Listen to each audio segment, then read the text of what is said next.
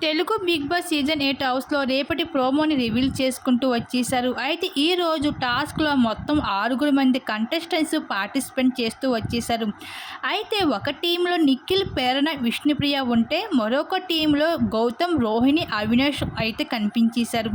ఇంకా మధ్యలో అయితే ఒక అట్ట ముక్కని అయితే పెట్టడం జరిగింది. ఆ అట్ట ముక్కను అయితే ఎవరైతే బజర్ మోగినప్పుడల్లా పట్టుకుంటారో వాళ్ళు అవతల టీంలో ఉన్న ఒక వ్యక్తిని ఎలిమినేట్ చెయ్యొచ్చు. ఇలా టాస్క్‌లో బజర్ మోగిన ప్రతిసారి కూడా ఇంకా టీంలో అవతల టీంలో అయితే పట్టుకోవడం జరిగింది. అలా అవతల టీం వాళ్ళని ఒకళ్ళని ఎలిమినేట్ చేసే అవకాశం ఇవ్వడం జరిగింది బిగ్ బాస్. అయితే ఈ టాస్క్‌లో కుస్తీలు పడుతూ పోటాపోటీగా అయితే పోటీ పడుతున్నారు ఈ టాస్క్‌లో.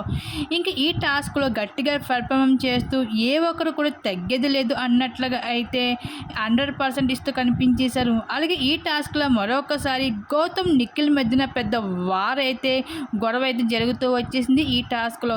ఈ విధంగా బిగ్ బాస్ హౌస్‌లో ఓట్ అప్పీల్ కోసం అయితే టాస్క్‌లు అయితే రసవంతంగా కొనసాగుతున్నాయి బిగ్ బాస్ హౌస్‌లో.